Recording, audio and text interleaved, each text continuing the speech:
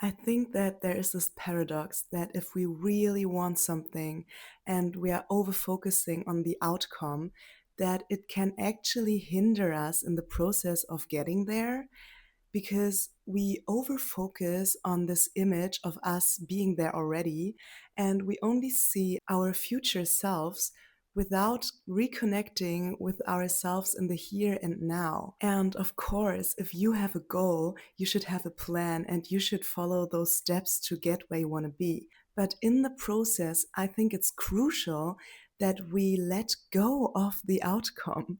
So the paradox is forget the outcome to actually get what you want. Because the quality of our outcome that we want to achieve actually lies in the attention and the presence that we bring into every moment that leads us to that certain goal. When we get into this deep focus, into this state of only putting our attention into the doing, into this here and now, there is no room for any thought of an outcome. And there also shouldn't be room because the truth is also there is no such thing as a future. Everything we will ever have, everything we can ever work with is a present moment. Like life is a continuum of present moments. What we work with will always be a moment.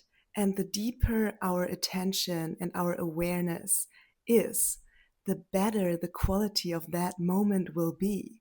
And putting those moments together, this is the journey. This is like the way that will eventually lead us to a certain outcome. But to see the journey as as a practice of focusing our attention, that I believe is the key to success. And also, we live in a society that teaches us that success comes from achieving outer goals. That's actually kind of a trap because the truth is, if we climb one mountain and if we stand on the top of the mountain, the only thing that we're going to see is a bunch of other mountains that we could climb. So, what I mean by that is that there will always be a next thing that we can achieve. And we will always want more. I think it's also natural as humans that we will always aim for having more. It's almost like the cycle of never enough. And if achieving a goal will only lead us to wanting more, then for me, the conclusion is that the goal should be the journey and not the outcome. And when the real fulfillment doesn't lie in the arriving, but actually lies in the journey, in the going, then we also shouldn't rush it. We shouldn't rush a journey. All those obstacles, all those ups and downs, the trial and error, it's all part of this wonderful journey and it will teach us so much. And if we become obsessed with this certain goal and this outcome that we have in our heads, and if we overfocus on this image of us having it, we are not really present. And we actually take away so much joy, so much enlightenment also that we could get if we would just be a little bit more focused on the here and now. I do believe that if we get into this deep state of focus, that there will be success eventually, but that even doesn't matter, right? Because the success is the doing itself, is the journey itself. By doing and by focusing on acting, we are already successful. Like our present moment is fulfilled with intention, with awareness.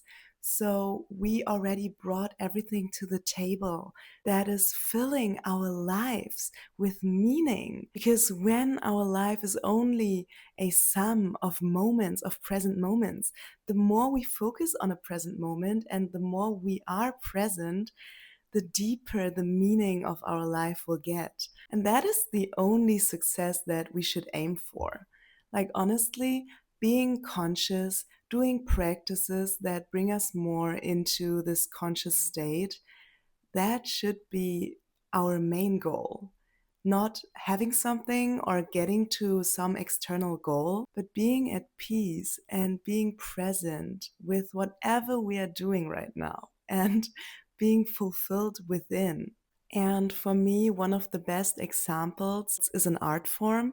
So I think most of the art forms also aim for like an outer goal. For example, if you are a painter or if you are making a movie maker, then you have this vision in your head that you want to bring to life. And in the end, you have like this product, a painting or a movie. And for me, an example that really only focuses on enjoying the present moment, which only intention is to have fun and to have a good time in the here and now, is when someone picks up an instrument and plays music without any form of recording, only for the sake of it. So when someone sits alone in their room with a guitar and plays the guitar, I think this for me is like pure presence almost. And thinking about it even makes me so happy because there's no other goal than to create a beautiful melody and to just make those beautiful tones with an instrument. And this melody and those tones will also only exist once in a lifetime. They will never be played that exact same way ever again. If it's an improvisation, for example, no one will ever duplicate this. Because if you're alone in your room, grabbing your instrument, for example, your guitar, and playing it, like you are only doing it for the enjoyment and for the sake of it. And that is so, so beautiful. And when we are so absorbed in the doing that we forget time and that we get into this flow state, that we don't want it to end and we don't let any thought interrupt us, any thought of, oh, but I need to be successful, or oh, this was like my end goal. No, we don't let those thoughts interrupt us because we are giving room to creating, to doing itself. That's like a wonderful state to be in. And I think it's almost meditative to get into this flow state. Also, many of us have the belief that they can only be happy if they reached a certain goal, right? And I think that is such a lie. It's not true because happiness comes from within. And we can be happy whenever we choose to be happy. We can be joyful whenever we allow ourselves to feel joy. Joy and happiness comes from within. And we can achieve any goals we have in the outer world and still feel empty inside. Like we can have everything we ever wanted and we ever dreamed of, and we can still feel unfulfilled and empty. And I think that is just the proof that happiness comes from within. And we don't have to wait. We don't have to wait for something externally to happen to us to be happy, to be fulfilled, to be grounded. There lays so much power within us over our states, over our emotions. And I believe that there's this one key practice that every one of us can do to feel happy and to feel good. And it's almost like this portal to get to the other side. And that's gratitude. It's practicing gratitude. And when we see all the things that we already have, when we look around us and we feel all this abundance and all those things that we already have in our lives that we can be thankful for, we also step into that energy in the same time, into that energy of already having it all. And then it even becomes easier to enjoy the journey. So it's like a positive circle. If we see what we have, and if we can truly be grateful, and if we can thank a higher power or whatever you believe in, or even if you don't believe in anything, if we can just say thank you out loud into this world for what we have, then we're allowing ourselves to be happy already. And we don't have to sit around or to hustle or to wait until we get into the state of happiness.